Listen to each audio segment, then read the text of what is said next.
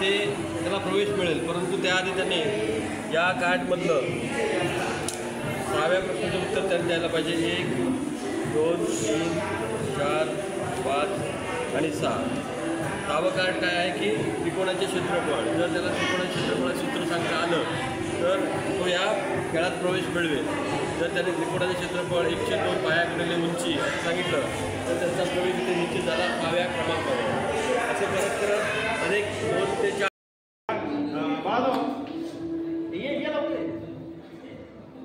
या ठिकाणी प्रतिकृती जी मांडलेली आहे प्रतिकृतीचं नाव आहे का आणि कसे.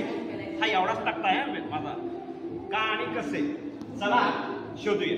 ओके, तर आपल्याला तुम्हाला आता मी काही प्रश्न विचारतो. आयताचं क्षेत्रफळाचं सूत्र माहिती आहे?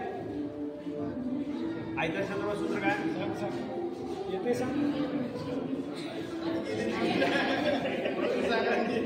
लांबी गुणिले रुंदी. लांबी गुणिले रुंदी, बरोबर आहे. आता बघा गंमत सांगतो. इथनं तुम्ही बाहेर जाल ना त्यावेळेला मी तुम्हाला इथनं जाताना किमान 7 ते 8 सूत्र पाठ करायला लावणार नाही. स्वतःला तुम्ही डेव्हलप करणार आहात, स्वतः तुम्ही मांडणार आहात. त्या सूत्राचा शोध कसा लागला म्हणून वाक्य काय म्हणलं मी? का आणि कसे. चला शोधूया. आयताचं क्षेत्रफळ लांबी गुणिले रुंदी. का तर बघा या ठिकाणी आयताचं क्षेत्रफळ लिहित असताना आपण काय एकक लिहितोय? चौरस एकक, बरोबर का? चौरस सेंटीमीटर किंवा चौरस मीटर. चौरस हे का लिहिलं जातं? कारण बघा अशा पद्धतीचे 1/1 मी त्याला माप दिलेलं नाही आहे. 1/1 मग 1 metre by 1 metre, 1 centimetre by 1 centimetre, 1 foot by 1 foot, जे काय असेल ते. तर इथं मी 1/1 चे असे ठोकळे तयार केलेले आहेत आणि याच्यात ते किती ठोकळे बसतात ती संख्या म्हणजे त्या आयताचं क्षेत्रफळ. मग आता काय होणार? 1 2 3 4 1 2 3 4 5 6 हे 6 आहेत, हे 4 आहेत. 6 चौक 24 म्हणजे क्षेत्रफळ 24. म्हणजे याचा अर्थ काय? लांबी गुणिले रुंदी. आयताच्या क्षेत्रफळाचं सूत्र कसं काढायचं लक्षात आलं? लांबी गुणिले रुंदी का आहे. ओके, आता बघा याच आयताला मी एक कर्ण काढला. या आयताला मी एक काय केला? कर्ण काढला. तर काय होणार आहे? कर्ण काढला तर काय होणार आहे? 2 त्रिकोण होतील तयार, बरोबर ना? आता आयताचं क्षेत्रफळ सूत्र आपण काय घेतलेलं आहे? लांबी गुणिले रुंदी, बरोबर. आता लांबी गुणिले रुंदी आणि त्रिकोणाच्या क्षेत्रफळाचं सूत्र काय आपलं? 1/2 पाया गुणिले उंची, बरोबर. आता बघा ही झाली रुंदी, ही झाली लांबी. सेम मी आयत इकडे काढला असं गृहीत धरा. हा आयत मी इथं काढलेला आहे. मी बरोबर एक कर्ण काढला, 2 त्रिकोण तयार झाले. हा एक त्रिकोण, हा एक त्रिकोण. या बरोबर या. तर या ठिकाणी असा जर कर्ण तयार झाला तर काय झालं? हा एक त्रिकोण तयार झाला, हा एक त्रिकोण तयार झाला. ही आपण लांबी म्हटली होती, ही झाली त्रिकोणाची उंची, ही झाली याला आपण रुंदी होती, ही झाली उंची, ही लांबी होती, याला म्हटलं आपण पाया. बघा आता निम्मा झालाय म्हणजे 1/2 पाया गुणिले उंची. त्रिकोणाचं क्षेत्रफळाचं सूत्र कसं आलं लक्षात आलं तुमच्या? आता या त्रिकोणावरनं मी आयताकडे जातो, वर्तुळाकडे जातो. बघा मी त्रिकोण फक्त मोठा केला. ही काय झाली? त्रिकोणाची उंची. येत असेल तर उत्तर द्या, नाहीतर इथं जाऊ नका, प्रश्न विचारलोय म्हणून. ही उंची आणि हा काय झाला? पाया. ओके, आता या ठिकाणी मी वर्तुळाकडे जातोय. हा वर्तुळ आहे. मी वर्तुळावर खाचा पाडून या ठिकाणी दोरे लावून ठेवलेले आहे. शेवटची दोरी म्हणजे काय असणार आहे? मात्रेसरी शेवटची दोरी म्हणजे काय? वर्तुळाचा परिघ. वर्तुळाचा हा परिघ. आता हा परिघ मी काय करतो बघा, हा परिघ मी काढला. ओके, आणि या त्रिकोणाच्या पायावर ठेवला. बघा बसला, बरोबर त्या मापाचाच केलेला आहे. ठीक आहे. आता वर्तुळाच्या परिघाचं सूत्र काय? 2 पाय आर. काय आहे? 2 पाय आर. बघा गंमत. आपल्या त्रिकोणाच्या क्षेत्रफळाचं सूत्र काय घेतलं होतं? 1/2 पाया गुणिले उंची. 1/2 पाया. पाया म्हणजे काय झालाय? परिघ आहे. 2 पाया. ही जी उंची आहे ती या त्रिकोणाच्या त्रिज्या एवढी आहे. म्हणजे सॉरी वर्तुळाच्या. म्हणजेच काय झालं? ही उंची म्हणजेच काय? वर्तुळाची त्रिज्या म्हणजे आर. बघा 1/2 गुणिले 2 पाय आर गुणिले आर, 2 ला 2 कॅन्सल, पाय आर गुणिले आर, पाय आर स्क्वेअर, पाय आर वर्ग. म्हणजेच काय झालं, वर्तुळाचं क्षेत्रफळाचं सूत्र कसं तयार झालं, आलं लक्षात. याच्यावरनं आपण पाय आर वर्ग तयार केला. आता वर्तुळावरनं मी पुढे जातो. या ठिकाणी तुम्हाला वेगवेगळे चौकोन माहिती आहेत ना, समभुज चौकोन मी आयतावर ठेवलेला. बघा गंमत कशी आहे, मी समभुज चौकोन कुठे ठेवला, आयतावर. आणि अशा विशिष्ट पद्धतीनं हा कट केलेला आहे. 4 भाग केलेले आहेत. एक भाग मी ठेवलेला आहे, एक भाग कट केलेला आहे, एक भाग ठेवलेला आहे, एक भाग कट केलेला आहे, एक ठेवलेला एक कट, एक ठेवला एक कट. ओके, याचा अर्थ काय, या आकृतीतला निम्मा भाग मी कट केलेला आहे आणि निम्मा भाग आत आहे. हे तर क्लिअर झालं. आता समभुज चौकोनाचं क्षेत्रफळाचं सूत्र आपल्याला काढायचं. ओके, आयताचं क्षेत्रफळ सूत्र काय, लांबी गुणिले मगाशी आपण काढली. ही झाली लांबी, ही झाली रुंदी. हीच लांबी म्हणजे या समभुज चौकोनाचा हा झाला कर्ण. बघा ही लांबी म्हणजे हा कर्ण आहे ना, ही रुंदी म्हणजे हा झाला कर्ण. लांबी गुणिले रुंदी म्हणजेच काय, कर्णांचा गुणाकार. आणि निम्मा आपण बाहेर काढलेला आहे म्हणजे 1/2 गुणिले कर्णांचा गुणाकार. हे झालं समभुज चौकोनाचे क्षेत्रफळ सूत्र.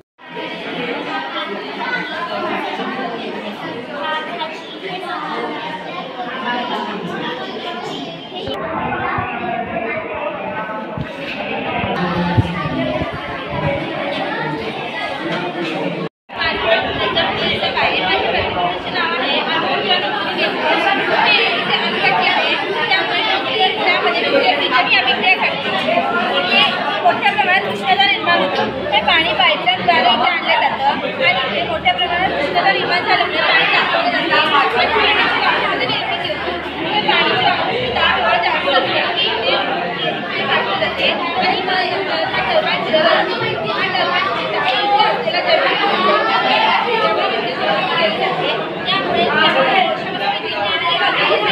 त्यामुळे देखील होते आणि कार्बन डायऑक्साईडचा वातावरणात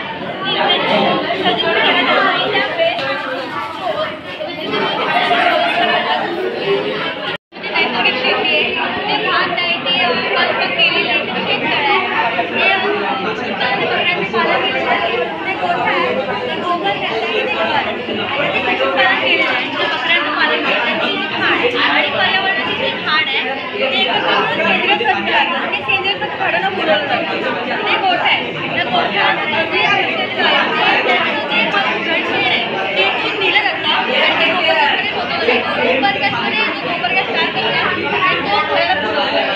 अजून हे 12 महिने केले जाणारे शेततळ, ते शेततळ आहे. जेव्हा कधी पाऊस पडेल तेव्हा ते शेततळामध्ये ते पाणी साठवलं जातं आणि पाण्याची बचत केली जाते. 30% पाण्याची बचत केली जाते. झाडाला सुद्धा पुरेसं पाणी पोचवलं जातं. ते डायरेक्शन दिले जाते काय हा प्रोजेक्ट कल्पक करणे आणि अधिक फायदा होतो आणि मेन उद्देश म्हणजे पाण्याची बचत होते, सेंद्रिय खत होतं, पर्यावरण स्वच्छता राहते आणि अधिक फायदा शेतकऱ्यांना. इयत्ता 8वीचा पेशी व पेशी अंगके हा पाठ शिकत असताना त्याच्यामधील जे काय अंगके पेशीचे वेगवेगळे आहेत त्यामध्ये तंतुकणिका असेल, मायटोकॉन्ड्रिया असेल किंवा बरेच नाव त्याला ते आहे, वल्गिकॉय आहे, त्यानंतर पेशीव्यतिका, लयकारिका यासारखे जे काय अवयव तसं माहिती सांगून झाल्यानंतर शेवटी आपण या न्यूक्लियस म्हणजे सर्वात आतील भाग जो पेशीचा केंद्रक त्याला आपण न्यूक्लियस असं म्हणतो की हा जो पूर्णपणे याच्यामध्ये काय असतं तर पेशीचं त्याच्यावरती पेशीवरती नियंत्रण ठेवण्याचं काम. आणि त्याच्या आतील बाजूमध्ये जर आपण पाहिलं तर त्याच्यामध्ये जे रंगसूत्र असतात ते रंगसूत्र नंतर पेशी विभाजनाच्या वेळी ती गुणसूत्रामध्ये विभागतात. आणि गुणसूत्र जे काय आहे हे काय आहे तर आपल्या आनुवंशिकतेसंदर्भात कार्यात्मक एकक पेशीचं असणारं हे गुणसूत्र आहे. आणि या गुणसूत्राचं जे प्रामुख्याने आपण पाहिलं तर ते DNA पासून बनलेले असतात आणि म्हणून आपल्याला DNA म्हणजे काय आणि DNA ही आनुवंशिक सामग्री असून ते एक पिढीतून दुसऱ्या पिढीमध्ये जनुकाद्वारे गुणांचं संक्रमण करण्याचं काम या ठिकाणी हे DNAद्वारे होत असतं. आणि म्हणून आपल्याला DNAचा रेणू कसा बनलेला आहे हे समजणं जास्त महत्त्वाचं आहे. त्याच्यामध्ये आपण नायट्रोजनयुक्त पदार्थ जे आहेत ॲडेनिन थायमिन आणि सायटोसिन ग्वानिन यांच्यामध्ये हायड्रोजन बंधन येते, दुहेरी बंधन आणि तिहेरी बंधन. म्हणजे ॲडेनिन आणि थायमिन जर असेल तर ते दुहेरी बंधन हायड्रोजनच्या जोडलेले असतात, तर सायटोसिन आणि ग्वानिन असेल तर ते हायड्रोजनच्या तिहेरी बंधानं जोडलेले असतात. आणि त्याच पद्धतीनं त्याच्यामध्ये जी शुगर आहे पेंटोज शुगर असते आणि त्यानंतर त्याला एक फॉस्फोरिक आम्ल हा एका बाजूला या ठिकाणी 5 नंबरचा कार्बन ॲटम आणि 3 नंबरचा कार्बन ॲटम याला ते जोडलेले असतात. आणि याच्यामुळं हे जे आहे ह्याच्यामध्ये एक धागा सरळ असतो आणि एक उलटा, अशा 2 धाग्याने एकत्र बनवून या ठिकाणी वॅटसन आणि क्रिक यांनी शोधलेले हे DNA सर्पिलाकार मॉडेल या ठिकाणी आहे. जेणेकरून विद्यार्थ्यांना जे spiral arrange double helix DNA जे असतं त्याची संकल्पना विद्यार्थ्यांना नीटपणे समजणं गरजेचं आहे. 8वीच्या अभ्यासक्रमामध्ये सुद्धा इतर स्पर्धात्मक परीक्षा ज्या असतात त्याच्यामध्ये सुद्धा त्यांना DNA किंवा ॲडेनिन थायमिन वगैरे नायट्रोजन बेसची त्यांना माहिती तिथं आहे. तर मग पूर्ण माहिती त्यांना जर 8वीच्या वर्गातच झाली तर त्यांना 9वी 10वी आणि 11वी 12वी यामध्ये सुद्धा त्यांना डीपमध्ये त्याची माहिती आहे ते समजलं. त्यांना संकल्पना एकदा त्यांची क्लिअर झाली तर बेसिक नॉलेज मिळाल्यामुळे त्यांना ते पुढल्या वर्षात त्यांना फायद्याचं ठरतं. म्हणून या ठिकाणी जशा पद्धतीने तुम्ही मनीचा वापर केलेला आहे आणि इथं शुगरचा पण वापर केलेला आहे, तर या ठिकाणी हे जे एक लाल रंगाचा आणि हिरवा रंगाचा आहे यासाठी सायटोसिन आणि ग्वानिन याला नाव देण्यात आलेलं आहे.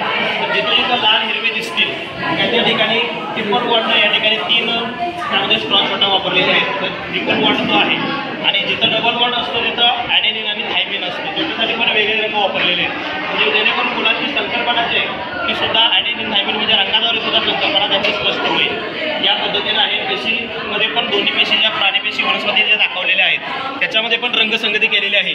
पेशीभित्तिकेचं नाव जे दिलेलं आहे ते हिरव्या रंगाने इथं दाखवलेलं आहे आणि इथं पेशीभित्तिका इथं दाखवलेलं आहे. त्याच पद्धतीनं म्हणजे वनस्पती आणि प्राणीपेशीमध्ये मुख्य फरक पेशीभित्तिकेचा आपल्याला पाहायला मिळतो, तो सुद्धा रंगीत याच्यामध्ये दाखवल्यामुळे मुलांना ते ओळखणं समजणं आणि त्याच्यावरती अभ्यास करणं सोपं जाईल.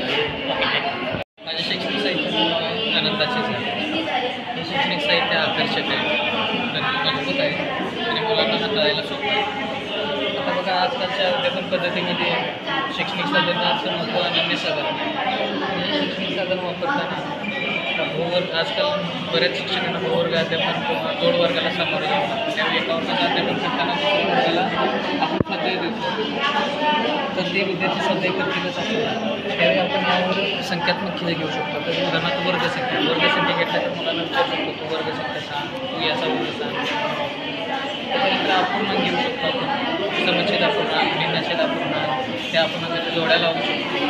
आणि नोटासारखा जर आपण जर चॅप्टर घेतला त्यांना सांगितलं 530 रुपयेमध्ये किती नोटा होऊ शकतात तुला, तर ते सांगेल 200ची किती घे, 100ची किती घे, 10चे कॉईन किती घे. या पद्धतीने 530 रुपयाचे पूर्ण मुलं लावू शकतो.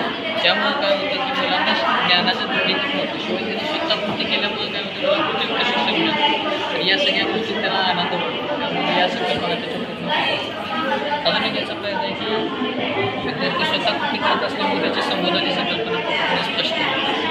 त्याच्यानंतर त्याची एकाग्रता होते. हे बनवताना मी काय कार्डशीटची किंवा रंगीत कलरची वापरल्यामुळे त्याचं अवधान केंद्रीकरण ही एकाग्रता होते. शिवाय मूळ संख्या तो लावू शकतो, रोमन संख्या तो पुढे प्रेझेंट करू शकतो, घनसंख्या लावू शकतो. पाण्याची 5वीला पाण्याचा धडा आहे, तो धडा शिकवल्यानंतर पाण्याचे स्रोत कोणते तिथं लावू शकतो, मसाला तसेच बघा पुढची संख्या मागची संख्या, या पुढची संख्या मागच्या संख्येमध्ये त्यांना आपण याच्यावर खेळ घेऊ शकतो. याच्या पुढची संख्या मागची संख्या त्याच पद्धतीने संख्या बनवणे असं टॉपिक आहे. यांना एक सूचना दे मग संख्या बनवणे त्यांना सांगू शकतो की 5 अंकी लहान संख्या, 4 अंकी संख्या बनवा, याचे काळ बनवते, त्याचा वापर करून संख्या इथं बनवतो. त्याच पद्धतीने विज्ञानाची वस्तू जीवनसत्वे असू दे हे लावू शकतो, धान्य आणि पिकाच्या जोड्या लावू शकतो. आणि नव्या शैक्षणिक धोरणानुसार त्या मुलांना आव्हानं द्यायची, त्या आव्हानातून त्यांना शिकण्याच्या संधी उपलब्ध करते आणि मुलांच्या करून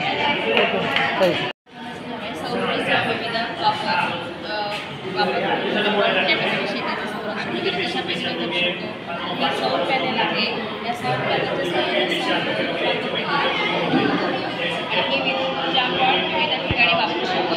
या ठिकाणी ही प्रकाश पेटू सुंदर लाईट पेटतोय, म्हणजे घरामध्ये आवश्यक असणारे लाईट वगैरे आपण त्या ठिकाणी पेटवू शकतो. त्याच्यानंतर इथं स्ट्रीट लाईट पेटवू शकतोय.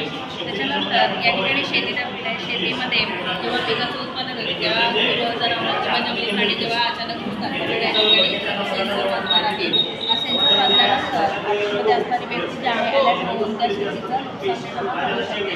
आता शेतीचं नुकसान टाळल्यामुळं पिकाचं उत्पादन चांगल्या प्रकारे येईल आणि त्यामुळं शेतकऱ्याला चांगला फायदा होईल.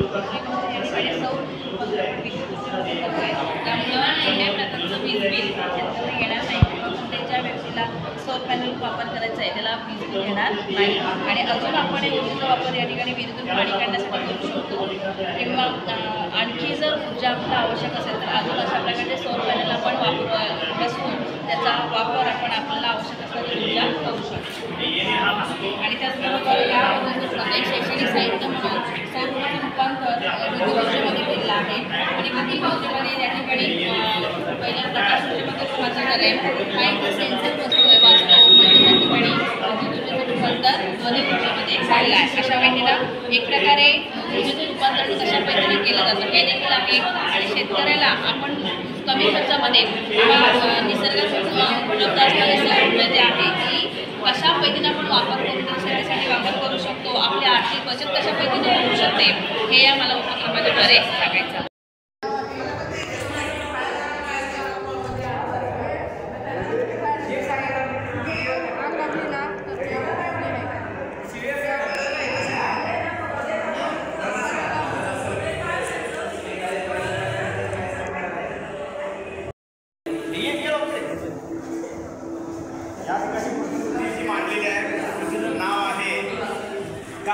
कसे हा एवढाच तक्ता आहे मला का आणि कसे चला शोधूया. ओके तर आपल्याला तुम्हाला आता मी काही प्रश्न विचारतो. आयताचं क्षेत्रफळाचं सूत्र माहिती आहे? आयताचं क्षेत्रफळ सूत्र काय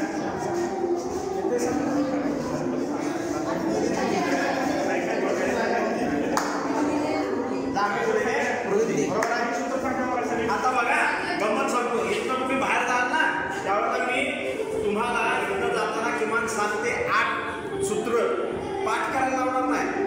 स्वतःला तुम्ही डेव्हलप करणार आहात, स्वतः तुम्ही मांडणार आहात. त्या सूत्राचा शोध कसा लागणार म्हणून वाक्य काय म्हटलं मी का आणि कसे चला शोधूया. आयताचं क्षेत्रफळ लांबी गुणिले रुंदी का तर बघा या ठिकाणी आयताचं क्षेत्रफळ लिहित असताना आपण काय एकक लिहितोय चौरस एकक बरोबर का. चौरस सेंटीमीटर किंवा चौरस मीटर. चौरस हे का लिहिलं जातं कारण बघा अशा पद्धतीचे 1/1 मी त्याला माप दिलेलं नाही आहे. 1/1 मग 1 metre by 1 metre, 1 centimetre by 1 centimetre, 1 foot by 1 foot जे काय असेल ते. तर इथं मी 1/1 चे असे ठोकळे तयार केलेले आहेत आणि याच्यात ते किती ठोकळे बसतात ती संख्या म्हणजे त्या आयताचं क्षेत्रफळ. मग आता काय होणार 1 2 3 4 1 2 3 4 5 6 हे 6 आहेत हे 4 आहेत 6 24 म्हणजे क्षेत्रफळ 24 म्हणजे याचा अर्थ काय लांबी गुणिले रुंदी. आयताच्या क्षेत्रफळाचं सूत्र कसं काढायचं लांबी गुणिले रुंदी काय आहे. ओके आता बघा याच आयताला मी एक कर्ण काढला. या आयताला मी एक काय केला कर्ण काढला तर काय होणार आहे कर्ण काढला तर काय होणार आहे 2 त्रिकोण होतील तयार बरोबर ना. आता आयताचं क्षेत्रफळ सूत्र आपण काय घेतलेलं आहे लांबी गुणिले रुंदी बरोबर. आता लांबी गुणिले रुंदी आणि त्रिकोणाचं क्षेत्रफळाचं सूत्र काय होतं 1/2 पाया गुणिले उंची बरोबर. आता बघा ही झाली रुंदी ही झाली लांबी. सेम मी आयत इकडं काढला असं गृहीत धरा. हा आयत मी इथं काढलेला आहे. मी बरोबर एक कर्ण काढला 2 त्रिकोण तयार झाले. हा एक त्रिकोण हा एक त्रिकोण या बरोबर या. तर या ठिकाणी असा जर कर्ण तयार झाला तर काय झालं हा एक त्रिकोण तयार झाला हा एक त्रिकोण तयार झाला. ही आपण लांबी म्हटली होती ही झाली त्रिकोणाची उंची ही झाली याला आपण रुंदी होती ही झाली उंची ही लांबी होती याला म्हटलं आपण पाया. बघा आता निम्मा झालाय म्हणजे 1/2 पाया गुणिले उंची. त्रिकोणाचं क्षेत्रफळाचं सूत्र कसं आलं नाही माहिती होती आपण कसा एखादा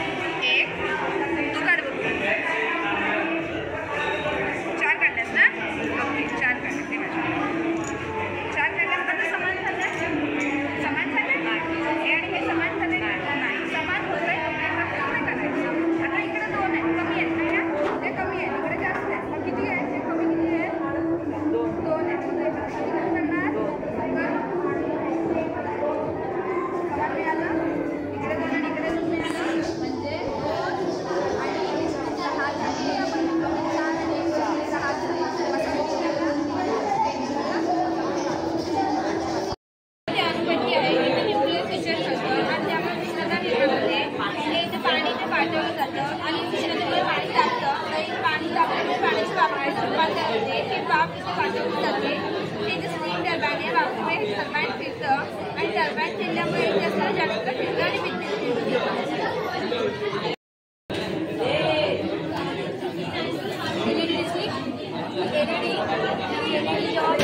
आणि जेव्हा डास बघणार तेव्हा ते आकर्षित इथे येणार आणि त्यांना चटका लावून ते आपोआप मरणार. आता हे फक्त इथे कुठे उभं त्याचा विंडोला स्लायडिंगची विंडो असेल, स्लायडिंगच्या विंडो आपण हवा आत येण्यासाठी आपण जी जाळी लावतो त्या जाळीमध्ये जर आपण ही जाळी लावली ना सगळ्यात बेस्ट आहे. कारण का आपण बोलतो आतमध्ये जाळी लावली आहे डास आत येत नाही, पण ते दरवाजा वाटते जेव्हा आत येतात तेव्हा आपल्याला ते चावतात.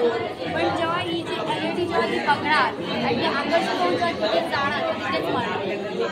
हे बेस्ट ती जाळी ही जाळी आणि ग्रामपंचायतमध्ये आपल्याला ग्रीन कलरच्या हे भेटतात जाळी, त्या जाळीपैकी जर ग्रामपंचायत ही जाळी दिली ना सगळ्यात बेस्ट आहे. त्यापासून आपल्याला हे फक्त उपयुक्त नाही तर पर्यावरण पण आहे. तसं तर आपल्या साईडला गटारे असतात, त्या गटारांतून जी डासांची मैदा जिथे वरती येतात त्या जाळी त्या साईडने फॅन जर आपण समजा आपण करायची असेल तर इथे जर आपण फॅन लावला तर इथे जे अडकणारे डास आहेत ते खुश होऊन स्वतः बाहेर जाणार. म्हणजे आपल्याला ते काढायची गरज नाही, म्हणजे आपल्याला सर्व्हिसिंग करायची गरज नाही. आणि ही जी दिसते तुम्हाला बॅटरी ही 12 व्होल्टची आहे, त्यामुळे आपल्याला जरी करंट लागला तरी त्याने काय मुलगी कशी सांगते आपल्याला तर इंजेक्शन कसं तेवढंच फक्त आपल्याकडे. आणि ही जी बॅटरी आहे ती आपण ही असं नाही की फक्त इलेक्ट्रिकवरच हे करू शकतो. इथे आपण जर चार्जिंग करून इथे आपण बॅटरी स्टोअर करू शकतो आणि जरी विद्युत गेली आपली लाईट गेली तरी हे चालू शकतो. आणि ते ऑन ऑफचं बटन आहे, आपल्याला जेव्हा हवं तेव्हा आपण ऑन करू शकतो, आपल्याला हवं तेव्हा ऑफ करू शकतो. आणि चार्जिंग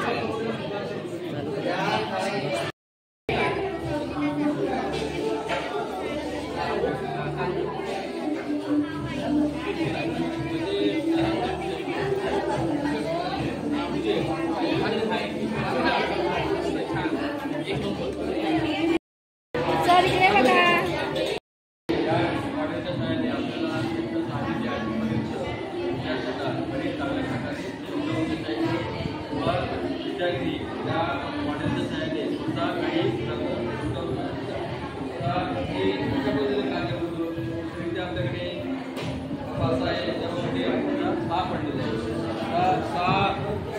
अंक आहे ते त्याला प्रवेश मिळेल, परंतु त्याआधी त्याने या कार्डमधलं 6व्या प्रश्नाचं उत्तर त्यांनी द्यायला पाहिजे. 1, 2, 3, 4, 5 आणि 6. 6वं कार्ड काय आहे की त्रिकोणाचे क्षेत्रफळ. जर त्याला त्रिकोणाचे क्षेत्रफळ सूत्र सांगता आलं तर तो या खेळात प्रवेश मिळवेल. जर त्याने त्रिकोणाचे क्षेत्रफळ 1/2 पाया गुणिले उंची असं सांगितलं तर त्याचा प्रवेश इथे निश्चित झाला 6व्या क्रमांकावर. असं करत करत अनेक 2 ते 4 विद्यार्थी या खेळात सहभागी होऊ शकतात आणि हा खेळ खेळत असताना त्याला गणिताचे जे सूत्र आहेत त्यानंतर विस्तार आहेत त्याचप्रमाणे विविध कृती आहेत त्या अवगत होतील.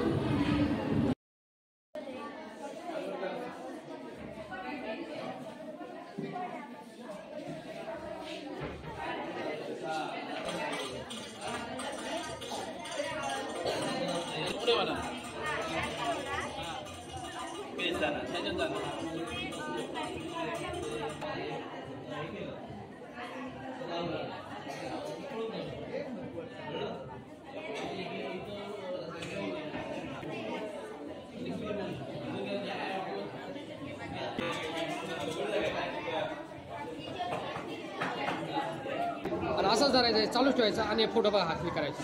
हां